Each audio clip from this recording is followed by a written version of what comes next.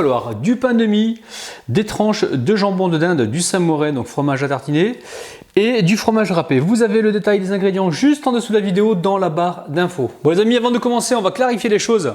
Donc là, c'est bien du jambon de volaille, hein. Jambon de dinde ou jambon de volaille ou jambon de poulet. Donc ceux qui veulent utiliser du porc, ben, vous avez tout à fait le droit, il n'y a aucun problème. Donc ici, je récupère une tranche de jambon. Et je vais venir la découper. Et là, vous allez me dire, mais t'as pas plus petit encore comme planche? Si, en fait, elles sont là-haut. Mais j'ai un peu la flemme de monter les chercher.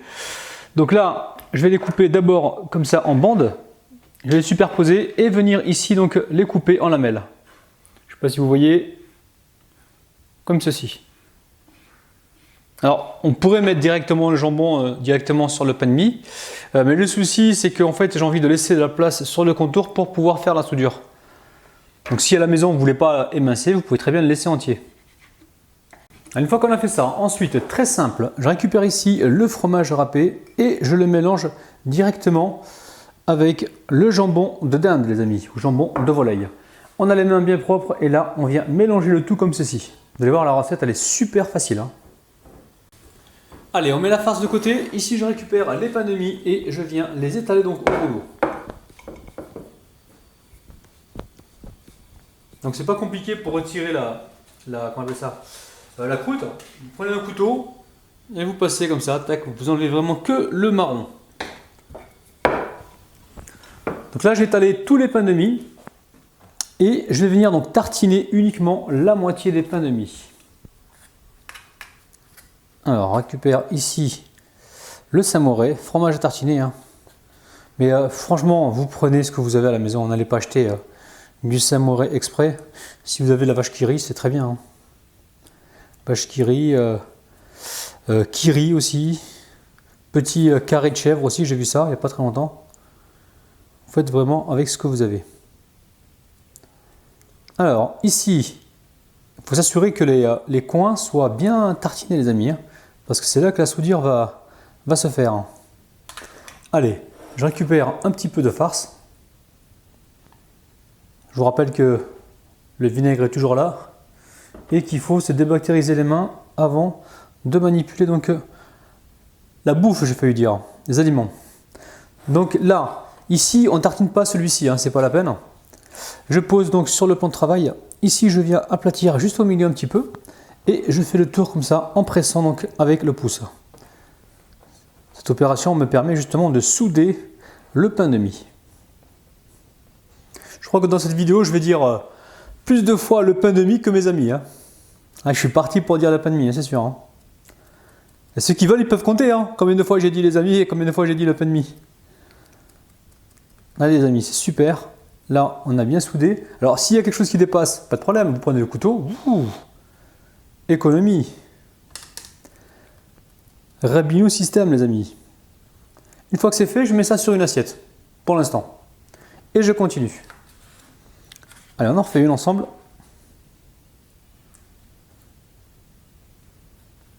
Alors, je sais pas si j'ai une histoire aujourd'hui, hein, je suis en train de réfléchir.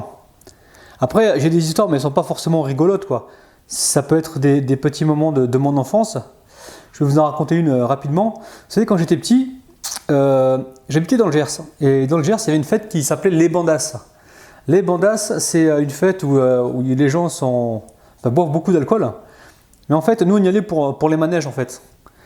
Donc là, cette fête-là, elle durait, je sais pas, une semaine, je crois, ou 3 ou 4 jours. Ouais, une semaine, il me semble. Elle durait une semaine et c'était au mois de mai. Et en fait, moi, mes parents, ils ne me donnaient pas d'argent pour aller monter aux auto-tamponantes, tout ça, parce que pour eux, c'était cher, c'était dépenser de l'argent inutilement, quoi. Et donc, en fait, mon astuce, après l'école, j'avais à l'époque, je pense que j'avais 9 ans, 9-10 ans. Ouais, 9-10 ans dans ces eaux-là. Après l'école, j'allais voir les personnes qui montaient les manèges. Donc en même temps, je continue les amis, hein, qui montaient les manèges et je leur demandais s'ils ne voulaient pas un coup de main. Donc souvent, ils me disaient oui. Donc j'allais les aider, je portais avec eux ce qu'ils avaient porté. Je mettais les ampoules qu'il y avait à mettre. Enfin, je participais, quoi. Et à la fin donc, des travaux, à la fin de la mise en place des manèges, des fois, ils me donnaient 200 francs. C'est équivaut à 30 €, je crois. Plus des jetons, plus des tickets pour monter dans les manèges, tout ça. Donc je me débrouillais comme ça un petit peu. Mais le problème c'est que pour rentrer, parce que c'était en plein centre-ville, et c'était entouré de barrières, tu ne pouvais pas rentrer comme ça, il fallait payer l'entrée en fait. L'entrée pour aller à la fête, genre la foire du trône. Donc en fait, quand les gens payaient l'entrée, ce qui se passait, c'est qu'on nous mettait un tampon en fait. Et moi j'avais trouvé une astuce à l'époque pour rentrer gratuitement. C'est pas ce que je vous conseille de faire, mais je vous dis, quand j'étais petit à la campagne, il fallait un petit peu se débrouiller, sinon t'étais cuit. Hein. Alors j'allais voir des potes, justement, derrière la barrière, ils étaient déjà dedans, et je leur disais de venir me voir, et en fait, ils avaient le tampon ici sur la main. Donc moi, ce que je faisais, je m'humidifiais la main avec ce que je pouvais, et je lui demandais de coller sa main comme ça. Il collait sa main comme ça, et j'avais le tampon qui apparaissait. Donc je faisais le tour, et j'arrivais, je disais bonjour monsieur, bonjour madame. Alors il regardait mon tampon, et il me disait allez-y, rentrez. Donc j'arrivais à rentrer gratuitement comme ça. Et c'est vraiment une belle époque en fait. C'est pas méchant, mais c'est de la débrouille quoi. Mais je vous conseille pas de le faire quand même. Hein. Parce que Rabinou, quand il était petit, il était un petit peu à côté de la plaque. Mais bon, c'est pour ça qu'il a terminé comme ceci là, en vous montrant des recettes de cuisine. Parce qu'il faut vraiment être fêlé. Hein. Des fois, je commence, parce que la dernière fois j'ai reçu un message de Sabonnette. Elle me dit, une abonnée, hein, Sabonnette. Elle me dit repose-toi bien, parce qu'elle pensait que pendant le ramadan, je me repose. Mais non, je ne me repose pas du tout. Je commence le matin à 8h, 8h30, et je suis dans ma cuisine, parce que dans ma cuisine, il y a aussi mon bureau. Et j'y suis des fois jusqu'à minuit, 1h du matin, pas tout le temps minuit, mais souvent c'est 11h, minuit, dans ces eaux-là. Parce qu'en fait, je fais quoi? Je fais mes vidéos, je fais le montage. Là, je suis en train d'écrire des recettes pour quelques livres que je suis en train de préparer. Je vous en dirai plus au moment venu. Donc franchement, ma journée, elle est prise. Et puis si j'ai un rendez-vous qui tombe comme ça sur Paris, ça y est, la journée, elle est cuite. Donc Sabonnette, si tu me regardes, je t'embrasse très fort et je te dis que je ne me repose pas en ce moment, même si c'est le ramadan, je suis obligé de travailler parce que si je ne travaille pas, je ne peux pas vous faire de vidéos et je ne peux pas avancer dans mes projets, les amis. Donc voilà. Et là, je suis sûr qu'il y a quelques abonnés qui te disent « Mais qu'est-ce qu'on en a ciré de ta story? Fais-nous ta recette et tais-toi. » Bah, ils n'ont pas tort quelque part. Hein. Parce que quand je suis parti à parler de cuisine, moi, je ne sais pas m'arrêter. Ouais, il y a des travaux dehors, je ne sais pas si vous entendez là. Alors, quand c'est pas l'oiseau, c'est les travaux. Quand c'est pas les travaux, c'est les enfants qui crient dehors. Ouh là là, Mirabinou, quel râleur! Alors, les amis, ici j'ai préparé donc 2 œufs avec 2 cuillères à soupe de lait et de la chapelure. Alors, il n'y a pas de quantité en fait hein, pour paner. Je vais commencer avec ça et puis je rajouterai au fur et à mesure. Donc, pour éviter le gaspillage, c'est vrai que je le répète à chaque fois, mais c'est important. Allez, une fois que c'est bien mélangé, on a les mains super propres, comme d'habitude. Là, on vient les passer directement dans les œufs. Alors, entre-temps, j'ai mis de l'huile à chauffer, les amis. Hein. On enlève l'excédent. Je passe bien sur les côtés aussi. Hop là, là on retire l'excédent d'œuf et directement dans la chapelure. Une fois que c'est fait, directement dans l'huile. Alors on surveille la cuisson, ça va très très vite. Hein. On va essayer de retourner ça. Oh là là là là, Rabinou. T'as pas dit bismillah. Regardez-moi la couleur, elle est magnifique. En fait, la cuisson, elle doit être rapide. Comme ça, ça évite que le pain absorbe de l'huile. Donc dès qu'on a les 2 colorations de chaque côté, je vais regarder.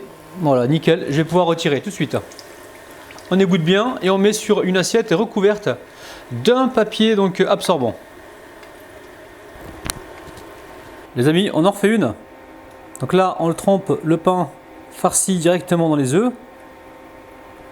On enlève l'excédent. Donc là, j'ai changé d'assiette hein, parce que l'autre était creuse et j'avais du mal donc à enrober donc 2 chapelures. Donc là, ça va être beaucoup plus pratique. Hein.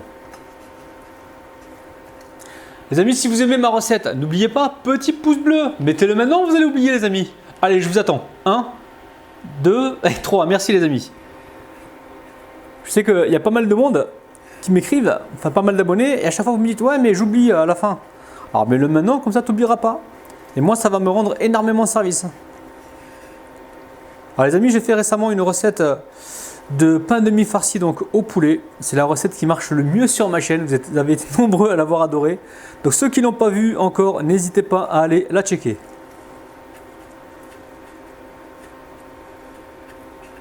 Allez, c'est parti pour la cuisson.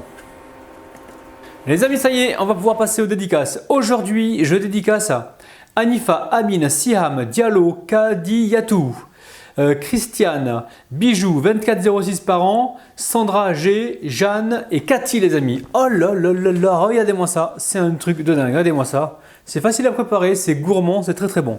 Donc maintenant, je suis sûr que vous voulez voir l'intérieur. Alors, avant de l'ouvrir, je vais vous dire, vous pouvez mettre autant de fromage que vous voulez. Mes recettes sont modulables, donc faites-vous plaisir. Alors, je vous montre exactement ce qu'il y a dedans, regardez-moi ça. C'est un truc de dingue. Oh là là là là! Oh, j'ai envie de rester comme ça. Je vais essayer d'appuyer sur l'appareil photo avec la langue pour prendre la photo parce que là c'est magnifique. Regardez-moi ça. C'est un truc de dingue, les amis. Donc, comme d'habitude, hein, refaites la recette chez vous, régalez-vous et surtout faites plaisir à votre entourage et à votre petite famille. Comme d'habitude aussi, vous allez pouvoir m'envoyer des petites vidéos de recettes que vous réalisez donc chez vous. Ça me ferait énormément plaisir.